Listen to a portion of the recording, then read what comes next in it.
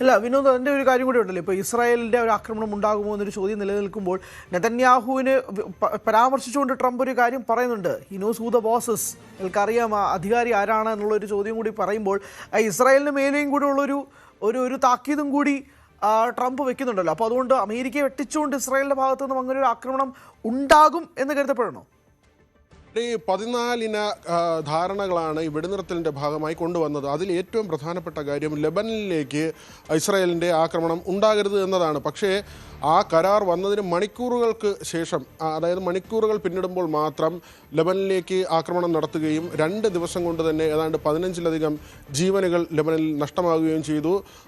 ഹിസ്ബുള്ളയുടെ തിരിച്ചടി ഉണ്ടായി. ഇസ്രായേലിൻ്റെ വിവിധ ഭാഗങ്ങളിലേക്ക് ഹിസ്ബുള്ള തിരിച്ചടിക്കുകയും ചെയ്തു. അതായത് ഈ കരാർ പ്രാബല്യത്തിൽ വന്ന് മണിക്കൂറുകൾ കഴിയുമ്പോഴാണ് ഇങ്ങനെ ഒരു നടപടി ഇസ്രായേലിൻ്റെ ഭാഗത്ത് നിന്ന് ഉണ്ടായതെന്നാണ് നമ്മൾ മനസ്സിലാക്കാൻ. അപ്പോൾ അമേരിക്കയ്ക്ക് അല്ലെങ്കിൽ അമേരിക്ക കൊണ്ടുവരുന്ന ധാരണകൾക്ക് ഇസ്രായേൽ എത്രമാത്രം പ്രാധാന്യം നൽകുന്നു എന്ന കാര്യമാണ് അവിടെ ചോദ്യചിഹ്നമാകുന്നത്. മാത്രമല്ല, നെതന്യാഹുവിൻ്റെ വാക്കുകൾ തന്നെ കഴിഞ്ഞ ആഴ്ചകളിൽ അദ്ദേഹം പറഞ്ഞതാണ്, ട്രംപ് അമേരിക്കയുടെ പ്രസിഡന്റ് ആണെങ്കിൽ താൻ ഇസ്രായേലിൻ്റെ പ്രധാനമന്ത്രിയാണ് എന്ന് നെതന്യാഹു പറഞ്ഞു വെക്കുമ്പോൾ ട്രംപ് അമേരിക്കയുടെ കാര്യം നോക്കട്ടെ, ഇസ്രായേൽ അവരുടെ സ്വന്തം നിലയ്ക്ക് നീക്കങ്ങളുമായി മുന്നോട്ട് പോകുന്ന കൃത്യമായ കാര്യങ്ങളാണ് നെതന്യാഹുവിൻ്റെ ഭാഗത്തു നിന്നുണ്ടായത്.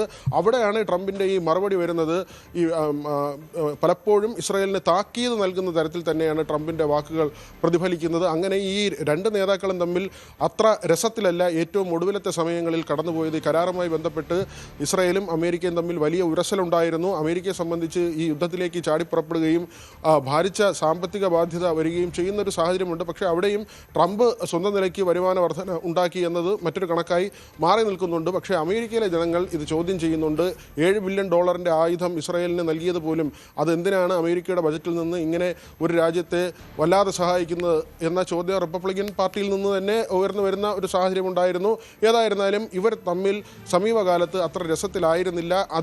ആ പ്രശ്നങ്ങളൊക്കെ പരിഹരിക്കുന്നതിന് വേണ്ടിയാകണം ഇപ്പോൾ നെതന്യാഹു അമേരിക്കയിലേക്ക് പോകുന്നത്. അവിടെ ട്രംപുമായി കൂടിക്കാഴ്ച നടത്തുന്നുണ്ട്. പക്ഷേ ഇസ്രായേൽ ഏത് നീക്കത്തിനും തയ്യാറാകും എന്നൊരു സാഹചര്യമുണ്ട്. അത് ഇറാൻ കരുതലോടെ കാണുന്നുമുണ്ട്. ഹരി, വ്യക്തമാണ്. വിനോദ്, ഒരു കാര്യം കൂടി, ഇപ്പോൾ ട്രംപിൻ്റെ ഈ ഒരു കാര്യമുണ്ടല്ലോ, ഒറ്റ ഷോട്ടിന് തീർക്കാം എന്നതാണല്ലോ. പക്ഷേ അതിന് മറുപടിയായിട്ട് ഇറാനിയൻ എംബസിയുടെ വക ഒരു വാചകം കൂടി എക്സിൽ പോസ്റ്റ് ചെയ്തിട്ടുണ്ട്. അതിങ്ങനെയാണ്: people can be killed but ideals cannot. You killed Ayatollah Khamenei but in reality you broke a perfume bottle who scent spread every place എന്ന് പറഞ്ഞിട്ടൊരു പോസ്റ്റ് ഇട്ടിട്ടുണ്ട്. അതോടൊപ്പം തന്നെ ഒരു വാചകം കൂടിയുണ്ട്: you don't understand these things because you have neither civilisation nor history nor honour എന്നായിരുന്നു ആ പോസ്റ്റ്. ഇപ്പോൾ ഈ സിവിലൈസേഷനുമായിട്ട് ബന്ധപ്പെട്ടുള്ള വാചകങ്ങൾ ഇവിടെ ഇറാൻ എംബസി ഉപയോഗിക്കുമ്പോൾ ട്രംപ് ഇതിന് മുമ്പ് പറഞ്ഞിരുന്നൊരു കാര്യമുണ്ട്. അവരുടെ എൻറ്റയർ സിവിലൈസേഷൻ തകർക്കുന്ന രീതിയിലേക്ക് ഒരു ആക്രമണം ഉണ്ടാകുമെന്ന് പറഞ്ഞുകൊണ്ട് ഒരു പോസ്റ്റ് ട്രൂത്ത് സോഷ്യൽ ട്രംപ് മുന്നേ ഇട്ടിരുന്നു. അപ്പോൾ അതിന് മറുപടിയായിട്ടും കൂടി ഇപ്പോൾ ഇറാൻ്റെ ഭാഗത്ത് നിന്ന് ഈ ഒരു മറുപടി വരുമ്പോൾ ഇതിന് ട്രംപ് എങ്ങനെ പ്രതികരിക്കുന്നുള്ള സ്വാഭാവികമായ ചോദ്യം നിലനിൽക്കുന്നുണ്ട്. തീർച്ചയായും ഇറാൻ അവരുടെ സംസ്കാരവും അവരുടെ ജനതയുടെ ഒരു ഐക്യവും ഒക്കെ തന്നെയാണ് എല്ലാ കാലത്തും ഉയർത്തിക്കാട്ടുന്നത്. കാരണം അതൊരു തെളിവുമാണ്. ഈ ഫെബ്രുവരി 28-ന് ഖമനേയും ഉൾപ്പെടെ പ്രധാനപ്പെട്ട നേതാക്കൾ കൊല്ലപ്പെടുന്നു. അതിനുശേഷം നെതന്യാഹുവിൻ്റെ ആഹ്വാനം വന്നത്, ഇതാ നിങ്ങൾക്കൊരു പുതിയ ലോകം തുറന്നു കിട്ടുകയാണ്, ഇറാനിലെ ജനതയ്ക്ക് സ്വതന്ത്രമായ ജീവിതത്തിലേക്ക് കാര്യങ്ങളെ നയിക്കാനുള്ള അവസരമുണ്ടായിരിക്കുന്നു, നിങ്ങളൊരു പുതിയ ഭരണകൂടത്തെ തിരഞ്ഞെടുക്കൂ എന്നതാണ്. അതായത് ഖമനേയി ഉൾപ്പെടെയുള്ളവർ കൊല്ലപ്പെടുകയും അവിടെ ഒരു ആഭ്യന്തര കലാപം ഉണ്ടാകുകയും ഒരു പാവ സർക്കാർ, നമുക്കറിയാം വെനസ്വേലയിലൊക്കെ എന്താണ് സംഭവിച്ചതെന്ന്. അവിടെ പ്രസിഡന്റ് മർഡോയെ പിടികൂടി അമേരിക്കയ്ക്ക് താല്പര്യമുള്ള തരത്തിലൊരു പാവ സർക്കാർ വരുന്നു. അങ്ങനെ അവിടുത്തെ ഈ എണ്ണ ഉൾപ്പെടെയുള്ള കാര്യങ്ങളിൽ അമേരിക്കയുടെ ഒരു അധീശത്വം വരികയാണ്. ആ തരത്തിൽ തന്നെ ഇറാനിലും ഒരു വലിയ ആഭ്യന്തര പ്രശ്നമുണ്ടാക്കി, ആഭ്യന്തര കലാപമുണ്ടാക്കി ആ സർക്കാരിനെ അട്ടിമറിച്ച് പുതിയൊരു സർക്കാർ എന്ന ആശയമായിരുന്നു. പക്ഷേ അവിടെയാണ് പാളിപ്പോയത്.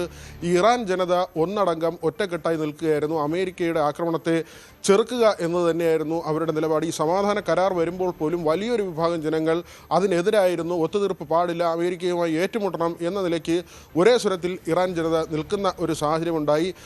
അവിടെ ഈ സമാധാന കരാറിലേക്ക് പോയപ്പോഴാണ് അരകാച്ചിക്കെതിരെയും പെസഷ്കിയാനെതിരെയും ജനങ്ങൾ തെരുവിലിറങ്ങുന്ന നിലയുണ്ടായത്. അതായത് ഇറാൻ അവരുടെ സ്വത്വം നിലനിർത്തുന്നതിന് വേണ്ടി ആ ജനത ആ രാജ്യത്തിനൊപ്പം നിന്നു എന്നത് വളരെ പ്രധാനപ്പെട്ട കാര്യമാണ്. അതുകൊണ്ട് തന്നെയാണ് ഇത്തരം ഒരു വൈകാരിക നിമിഷത്തിലൂടെ കടന്നു പോകുമ്പോൾ അമേരിക്കയെ വെല്ലുവിളിച്ചുകൊണ്ട് ഈ ഒരു ചടങ്ങുകളുമായി മുന്നോട്ട് പോകാൻ അവർക്ക് കരുത്ത് നൽകുന്നതും അവർ അങ്ങനെ ഒരു ആർജവം കാണിക്കുന്നതും. ഹരി, ശരി, വ്യക്തമാണ്. എന്തായാലും ഖമേനിയുടെ സംസ്കാര ചടങ്ങുകൾ വ്യാഴാഴ്ചയായിരിക്കും നടക്കുക എന്നുള്ളതാണ് റിപ്പോർട്ടുകൾ. അതിനിടയിലാണ് ട്രംപിൻ്റെ വക പരിഹാസവും ഇറാൻ ജനതയ്ക്ക് നേരെ. വി വിനോദാണ് വിശദാംശങ്ങൾ നൽകിയത്.